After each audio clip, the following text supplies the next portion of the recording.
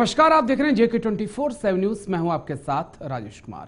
वक्त हमारे खास कार्यक्रम डिफेंस स्पेशल का, जहां पर बात चीन के राष्ट्रपति शी जिनपिंग की वियतनाम यात्रा को लेकर हम करने वाले हैं। डिटेल से जिनपिंग की वियतनाम की यात्रा को समझेंगे, लेकिन साथ ही साथ पाकिस्तान की तरफ से तहरीके तालिबान पाकिस्तान और तालिबान को चेतावनी जारी कर दी गई है कि अब पाकिस्तान चुप नहीं बैठेगा। लेकिन क्या पाकिस्तान वाकई में इतनी ताकत रखता है कि वो तालिबान के ऊपर हमला करे?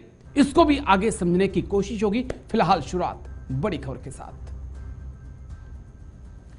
वियतनाम के दौरे पर चीनी राष्ट्रपति जिनपिंग। चीन वियतनाम के बीच 30 अहम समझौते। एशिया पैसिफिक में गड़बड़ी का विरोध करेंगे। अमेरिका वियतनाम दोस्ती से परेशान जिनपिंग। बड़ी खबर आपको बता दें, वियतनाम के दौरे पर चीनी राष्ट्रपति जिनपिंग। चीन वियतनाम के बीच 30 अहम समझौते हुए हैं। वियतनाम के दौरे पर चीनी राष्ट्रपति जिनपिंग। चीन वियतनाम के बीच 30 अहम समझौते हुए। एशिया पैसिफिक में गड़बड़ी का विरोध करेंगे, जिनपिंग बोले। अमेरिका वियतनाम की दोस्ती से परेशान थे जिनपिंग। जल्दी से ग्राफिक्स प्ले कर दीजिए, उसके बाद एक्सपर्ट्स के पास चलेंगे। चर्चा की शुरुआत करते हैं चीजों को और बेहतर तरीके से समझने के लिए। वियतनाम पर ड्रैगन की नजर। चीन वियतनाम में 30 अहम समझौते हुए। रेल लिंक को अपग्रेड किया जाएगा। एशिया पैसिफिक में तनाव से बचना होगा। इसमें एक बड़ी इंटरेस्टिंग बात है कि इंडो पैसिफिक नहीं, चीन जो है इसकी जगह एशिया पैसिफिक शब्द का इस्तेमाल कर रहा है। 2 दिन के लिए वियतनाम पहुंचे थे शी जिनपिंग। बाइडेन ने किया था वियतनाम का दौरा। G20 समिट के बाद जो बाइडेन सीधा वियतनाम पहुंचे थे। भारत वियतनाम के बीच संबंध काफी मजबूत हैं, लेकिन ड्रैगन यानी कि शी जिनपिंग जो हैं अचानक से वियतनाम पहुंचते हैं। इस दौरे के कई मकसद हैं, उनको डिकोड करना बहुत जरूरी है भारत के लिहाज से भी, क्योंकि भारत और वियतनाम के बीच हाल ही में कई डिफेंस डील हो चुकी हैं और दोनों एक ऐसे देश हैं जिन्होंने चीन के साथ जंग लड़ी है। इसी को समझने के लिए कर्नल SS पठानिया सर हमारे साथ जुड़ चुके हैं। बहुत बहुत शुक्रिया सर, जय हिंद। करोड़ी सिंह जी हैं, विदेश मामलों के जानकार हैं। बहुत बहुत शुक्रिया सर, जय हिंद आपको भी। जय Hind. Colonel SS Pathania sir, चर्चा की शुरुआत आपके साथ। बड़ा अहम मुद्दा सर, किस प्रकार से हम देखें जिनपिंग की वियतनाम की यात्रा को?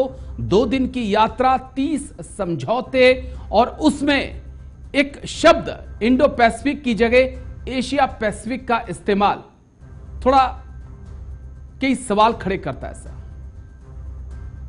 देखिए राजेश जी, आपने ये भी जिक्र किया था कि वियतनाम और अमेरिका के बीच में जो दोस्ती बढ़ रही है, और बेसिकली वियतनाम को चाइना ने काफी परेशान किया था।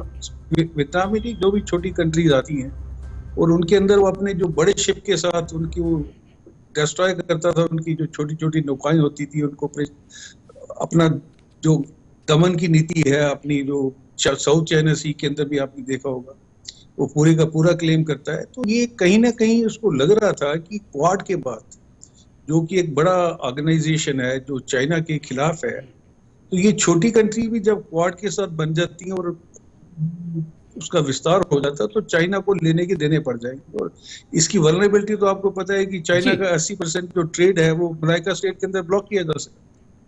तो ये सारी चीजें देखते हुए, और चाइना की जो इंटरनल सिचुएशन है उसमें आपने देखा होगा कि विदेश मंत्री गए हुए, उनके डिफेंस मिनिस्टर का कोई पता कि उनका हत्या की गई है। तो ये सारी चीजें इंटरनल और एक्सटर्नल चीजें मिलके शी जिनपिंग को ये मजबूर कर रही है कि वो वियतनाम के साथ अपने रिश्ते को सुधारे। और आपको पता है वियतनाम वो कंट्री थी कि इन्होंने चाइना को डिफीट किया था, जब इन्होंने चाइना ने उसके ऊपर अटैक किया था। तो ये सारी अगर छोटी कंट्री इकट्ठे होके और एक मेजर उसका क्वाड का विस्तार होता है, तो चाइना को लेने के देने पड़ जाएंगे। उसी बात को मद्देनजर रखते हुए ये भी कोशिश कर रहे हैं कि वियतनाम को अपने कुछ पैसे देंगे। देखिए इनके पास मनी पावर है, उसका यूज करते हुए कुछ डेट उनको दे देंगे, सस्ते रेट पे दे देंगे और अपना ये काम निकालने की कोशिश करेंगे। और ये मैसेज देंगे अपनी कम्युनिटी की कि Xi Jinping is still in control. अभी वो कंट्रोल उसका कितनी देर चलता है, and at the same time इस समय जो बैटल चल रही है वो है रशिया और not Russia, USA and China के बीच में to have the world supremacy. तो ये चीजें चलती रहेंगी, ऐसे ऐसे ड्रामे आपको देखने को मिलेंगे और ultimately whole world is observing and China has got a very bad name. तो कहीं ना कहीं उनको लेने के देने पड़ेंगे, बिकॉज वो कहते हैं जो those who live by the sword they die by the sword। तो China basically is a नेस्टी nation, उसकी इवल नेशन है और उसके डिजाइन भी वैसे है। तो कहीं ना कहीं इनको कर्मा फिलॉसफी के हिसाब से भुगतना पड़ेगा जब पूरा विश्व उनके अगेंस्ट हो जाएगा। हो चुका है, आस्ते आस्ते और बढ़ेगी ये चीज। ठीक है करोड़ी सिंह जी, मैं आपके पास आ रहा हूं। एक बड़ा अहम पॉइंट था जिस पे मेरी नजर गई कि इंडो पैसिफिक की जगह एशिया पैसिफिक की बात करना, और उसमें भी एक बड़ी अहम बात की कुछ दिन पहले या कुछ महीने पहले चीन की तरफ से यह कहा गया था कि इंडो पैसिफिक कुछ नहीं है, एशिया पैसिफिक है। यानी कि ऐतराज उन्होंने जताया था कि कैसे इंडो पैसिफिक हो सकता है। उस लिहाज से हम चीजों को देखें कि हिंद प्रशांत महासागर जहां पे भारत का नाम जुड़े, उससे ऐतराज, और क्या ये जो जिनपिंग की वियतनाम की यात्रा है ये दर्शा रही है कि चीन वर्सेस अमेरिका मिडिल ईस्ट में भी और एशिया में भी शुरू हो चुका है। देखिए राजेश जी, आपका जो लास्ट क्वेश्चन है वियतनाम को लेके, जो पठानिया साहब ने भी बताया, वियतनाम भारत की भी प्राथमिकता है, अमेरिका की भी प्राथमिकता है, चीन की भी प्राथमिकता है। क्योंकि चीन का जो साउथ सी है जी, उसमें वो वियतनाम के थ्रू अपना प्रभाव जमाना चाहता है और ताइवान पे प्रेशर बनाना चाहता है। तो ये तो प्राथमिकताएं हैं, चीन की भी है, भारत की भी है, अमेरिका की भी है। वो वियतनाम को साथ लेके चलना चाहते हैं और ये वियतनाम के लिए बहुत अच्छी चीज है कि वो नेगोशिएट कर ले इन कंट्री से, अपने हित पूरा कर ले, अपना आर्थिक विकास में मदद ले ले इनसे। तो दूसरा जो आपने इम्पोर्टेंट क्वेश्चन किया वो है Asia Pacific and Indo Pacific. देखिए राजेश जी, एशिया पैसिफिक की बात सबसे पहले अमेरिका ने बाइडेन के टाइम में, हिलेरी क्लिंटन ने यह कहा था कि जो एशिया पैसिफिक है वो साउथ ईस्ट एशिया पिवट है। ओके। तो अमेरिका की उस समय स्ट्रेटेजी ये थी कि साउथ ईस्ट एशिया को एशिया का केंद्र बना के चाइना पे दबाव बनाया जाए, और इंडिया पे उस समय मुझे लगता है कि इतना विश्वास अमेरिका को नहीं था कि इंडिया हमारे यूज का हो सकता है। तो अमेरिका ने ही ये शुरू किया था, ट्रांस पैसिफिक पार्टनरशिप टीटीपी का कंसेप्ट दिया था, और south east Asia pivot Asia की बात कर रहे थे जब हमें कह रहे थे एशियन सदी है, एशिया राइज हो रहा है। तो ये अमेरिका की स्ट्रेटेजी थी। इसके साथ साथ अभी कुछ दिनों पहले, कुछ 1-1.5 महीने पहले एशिया पैसिफिक कोऑपरेशन एपेक की मीटिंग हुई, उसमें भारत सदस्य भी नहीं है, भारत को नहीं लिया गया। तो उसमें शी जिनपिंग और बाइडेन की साइडलाइन से बातचीत भी हुई, डिसीजन भी लिया। तो अमेरिका उधर भी पार्टनर है। और दूसरी तरफ जब ट्रंप आए तो उन्होंने, अमेरिकन स्ट्रेटेजिक प्लानर्स थे, उन्होंने सोचा कि अगर हम ट्रांस पैसिफिक या एशिया पैसिफिक की बात करते हैं तो हम चाइना को इग्नोर नहीं कर सकते, चाइना को साथ लेना पड़ेगा। तो अगर इंडो पैसिफिक करते हैं तो हम चाइना को आइसोलेट करके और चाइना पे दबाव बना सकते हैं। तो मेरे ख्याल से ये अमेरिका की स्ट्रेटेजिक प्लानिंग थी, चाइना की नहीं थी। चाइना ने इसको यूज किया है, प्लानिंग नहीं थी चाइना की, ये स्ट्रेटेजिक प्लानिंग अमेरिका की थी, चाइना ने यूज किया है। तो चाइना बहुत ही स्ट्रेटेजिक तरीके से चल रहा है।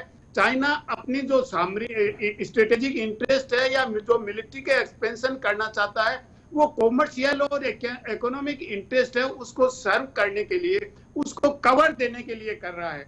तो चाइना जो प्राइमरी इंटरेस्ट है वो आर्थिक, वाणिज्यिक और वित्तीय तरीके से पूरी दुनिया पे प्रभाव जमाना चाहता है। ठीक है। जबकि अमेरिका है वो सामरिक, सैनिक और उस तरीके से प्रभाव को बढ़ाना चाहता है। तो दोनों की जो स्ट्रेटेजी है वो अलग अलग हैं दोनों की, लेकिन वो टकराव, लेकिन मकसद एक ही है, प्रभाव अपना बढ़ाना। कर्नल पठानिया सर, मैं आपके पास आ रहा हूं। कर्नल पठानिया सर, क्या वियतनाम को सोच समझकर ही चीन के ऊपर विश्वास करना होगा? क्योंकि 2020 गलवान से पहले कहें या 2019 तक जिनपिंग का भारत के तरफ भी कुछ ऐसा ही प्यार था, लेकिन पीठ में छुरा घोंपना जिनपिंग की या कहें चीन की आदत है, तो कितना होशियार रहने की जरूरत है? और क्या जिनपिंग को यह डर भी सता रहा है कि तमाम जो कंपनियां चीन के अंदर थी वो वियतनाम और भारत का रुख कर रही हैं, उस लिहाज से भी हम इस यात्रा को देख सकते हैं? कर्नल पठानिया, देखिए, जहां तक चाइना का क्रेडिट आप बात कर रहे हैं कि वो एक्सपर्ट है पीठ पे छुरा घोंपने में, तो 1962 में हमने देख लिया।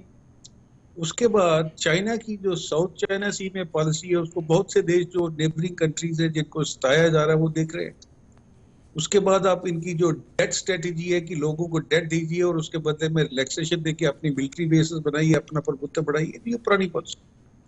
वियतनाम जो है वो इस समय अपने देख रहा है नेशनल, स्ट्रेटेजिक और इकोनॉमिकल इंटरेस्ट।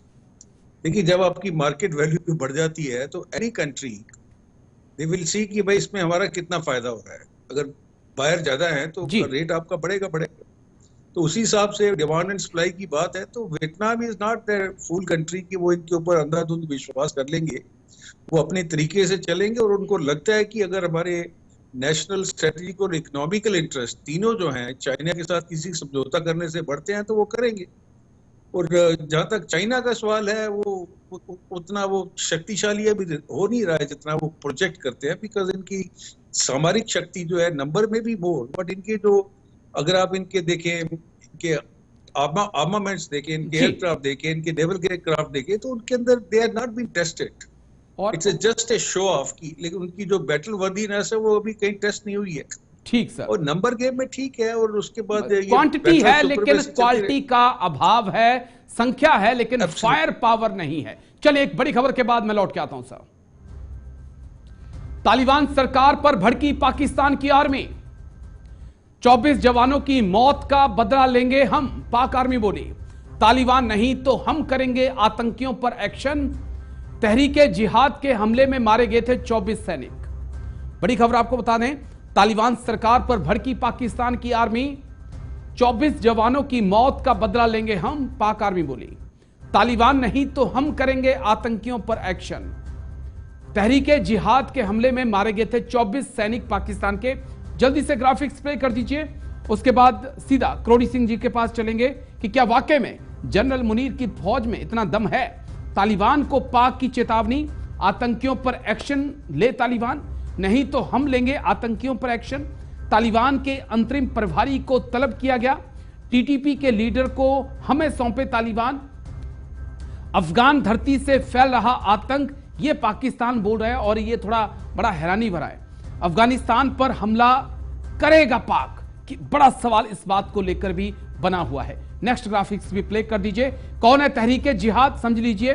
टीटीपी का अहम हिस्सा है तहरीके जिहाद, पाक सेना को बना रहा निशाना। पाक में शरिया कानून लगाना इसका मकसद है। मियांवली एयरबेस पर भी इसी आतंकी संगठन ने हमला किया था। मौलाना अब्दुल्ला जो है वो इसका मेन लीडर है। नेटो और अमेरिका के खिलाफ जो है तालिबान के साथ मिलकर अफगानिस्तान में इसने जंग लड़ी थी, लेकिन अब जब अमेरिका वहां से निकल गया, नेटो वहां से निकल गया, तो निशाने पर आ गया पाकिस्तान।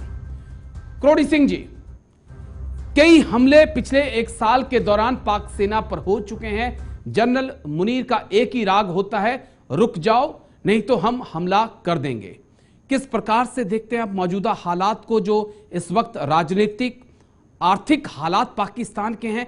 क्या वाकई में पाकिस्तान इस हालात में है कि वो तालिबान से टक्कर ले सके? देखिए राजेश जी, आज जो पाकिस्तान की स्थिति है वो एक राजनीतिक अस्तित्व है और आर्थिक तरीके से बहुत ही संकट से गुजर रहा है। पाकिस्तान में फरवरी में चुनाव होने हैं, वहां की सरकार है वो केयर टेकर गवर्नमेंट है, वो कोई मेजर डिसीजन नहीं ले सकती। तो ये तो पाकिस्तान की स्थिति है। दूसरा, जैसा पठानिया साहब ने कहा कि कर्मों का फल मिलता है। पाकिस्तान ने ही तालिबान को बढ़ावा दिया, पाकिस्तान ही आतंकवाद का पोषक रहा है, और ये आतंकवाद की एक तहजीब है कि वो जो आतंकवादियों को पालता है उसी को वो खाते हैं। तो ये एक स्वाभाविक चीज है। किसी भी एरिया में देख लीजिए, किसी भी एक्सट्रीमिस्ट या आतंकवादी ग्रुप को देख लीजिए, जिसने उस ग्रुप को पाला है, पोसा है, अंतिम क्षणों में वो उसी के अगेंस्ट में जाता है। तो ये तो जो भी आतंकवादी ग्रुप होते हैं उनका होता है। अब तहरीक तालिबान है, वो अफगानिस्तान से ज्यादा पाकिस्तान में ही सपोर्ट करती रही है, क्योंकि इसका नाम ही तहरीक तालिबान पाकिस्तान है, टीटीपी। तो पाकिस्तान के ही समर्थन से आगे बढ़ी है। लेकिन अब कुछ दिनों से पाकिस्तान के रिश्ते बिगड़ रहे हैं, क्योंकि जब अफगानिस्तान में तालिबान की सरकार आई तो पाकिस्तान सबसे पहला समर्थक देश था। पाकिस्तान के आईएसआई के चीफ इमीडिएटली अफगानिस्तान गए। तो नॉर्मली क्या है, इंटेलिजेंस चीफ होते हैं, इस तरह पब्लिसाइज विजिट नहीं करते हैं। तो उन्होंने सोचा कि हम तालिबान को कठपुतली बनाएंगे और अफगानिस्तान में जो हो रहा है वो हमारी इच्छा से ही होगा। लेकिन तालिबान है वो असर्ट करने लग गए। जो ही असर्ट करने लगे तो पाकिस्तान में सीमा विवाद पहले से चल रहा है, पाकिस्तान और अफगानिस्तान के बीच, वो भी रिवाइव हो गया। जो डूरेंट लाइन है वो एक्सेप्टेबल नहीं है दोनों को ही, तो वहां भी संकट आ गया। और अब जब पाकिस्तान में अटैक बढ़ते गए आतंकवादी, तो पाकिस्तान ये कहने लगा कि ये तालिबान आतंकवाद का पोषक है। तो ये पाकिस्तान की भी एक स्ट्रेटेजी हो सकती है कि पाकिस्तान के आवाम को संतुष्ट करे कि हम तो सही कर रहे हैं, हमने कुछ नहीं किया। सरकारी और जो मिलिट्री है वो ये बताए कि हमने कुछ नहीं किया। बाहर से हस्तक्षेप होता है, ये तो, और बाहर अफगानिस्तान है वो तालिबान का समर्थन कर रहा है। तो ये एक एक्सक्यूज हो सकता है। ये तालिबान है, एक्सक्यूज देकर मुझे लगता है सर सेना बच नहीं सकती है, क्योंकि देश की सुरक्षा का जिम्मा पाक सेना का है या तमाम देशों की सेना का होता है। कर्नल पठानी, एक बड़ा अहम सवाल जो मैं आपसे पूछना चाहता हूं, जनरल मुनीर का सेना और सुरक्षा से ज्यादा ध्यान इस बात पे नजर आता है कि कौन प्रधानमंत्री बनेगा, कौन नहीं बनेगा, किस देश से पैसा लेना है, कौन हमें उधार देगा, किसको जेल में डालना है, किसको जेल से बाहर निकालना है। उस देश में कुछ ऐसा होना तय है सर जब सेना राजनीति में घुस जाए? देखिए राजेश जी, ये सेना राजनीति में नहीं घुस रही है। राजनीति जो है वो सेना तक ही सीमित होकर रह गई जी। सारी जो पावर्स हैं वो इस समय मुनीर के पास है, और उसमें कोई शक नहीं होना चाहिए। और आप देखेंगे कि इसी के मद्देनजर जो मुनीर साहब अभी वाशिंगटन या यूएसए में भटक रहे हैं, उनको जो 2-3 चीजें सता रही हैं वो ये है कि एक तो ये अफगानिस्तान के साथ उनकी जो रिलेशनशिप चल रहे हैं इस समय, और तालिबान, करोड़ी सर बिल्कुल सही बोल रहे थे कि इन्होंने तो उसका जो सारा दर्द तालिबान सरकार को लाने का था जी, उसके अंदर पाकिस्तान ने बहुत बड़ा रोल प्ले किया।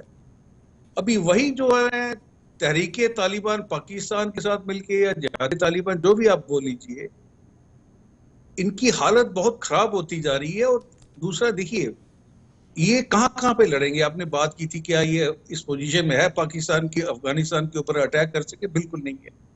रिफ्यूजी इशू जो जिन्होंने जबरदस्ती जो भेजे हैं अफगानिस्तान के रिफ्यूजी जी, उसको तालिबान ने बड़ा सीरियसली लिया है। और तालिबान जो है या अफगानिस्तान एक ऐसी कंट्री है जहाँ पे रशिया को मुंह की खानी पड़ी थी, अमेरिका को मुंह की खानी पड़ी थी, तो पाकिस्तान के साथ अगर उनका कंपैरिजन किया जाए, पाकिस्तान स्टैंड्स नोवेयर। अच्छा, उन्होंने अपनी जो है ईरान के साथ भी पाकिस्तान की प्रॉब्लम है, उसके बाद आप देखिए भारत की सीमा पे भी है, यहाँ वो इन्फिल्ट्रेशन में भी लोग हैं, प्रॉक्सी वॉर जो प्ले कर रहे हैं, तो उन्होंने अपने हाथ बहुत ज्यादा बढ़ा लिए हैं। और कहीं ना कहीं अगेन इनको अपना वो सबक सीखना पड़ेगा। जब तक ये संभलते नहीं है, Pakistan may turn into a failed state which will be a matter of great concern for the whole world, there being a फन नहीं कुचला तो सांप फिर और आपके लिए मुश्किलें खड़ी कर देगा। पठानिया, देखिए राजेश जी, बिडेन के जो बयान आ रहे हैं वो मिले जुले हैं, उसमें कोई क्लैरिटी नहीं है। वो एक डिप्लोमेटिक किस्म का बयान दे रहे हैं कि हमास के अंत तक उनका समर्थन जारी रखेंगे और उसके बाद वो इजराइल, तो ये इसका कोई रेलिवेंस नहीं है, इसकी कोई वैल्यू नहीं। यूएसए, अगर आप ये सोचते हैं कि वो security council, UN security council की परवाह करता है, वो परवाह नहीं करता। इस समय बिडेन जो है ट्रंप से 4 पॉइंट पीछे चल रहे हैं पॉपुलैरिटी में, इलेक्शन आने वाले जी।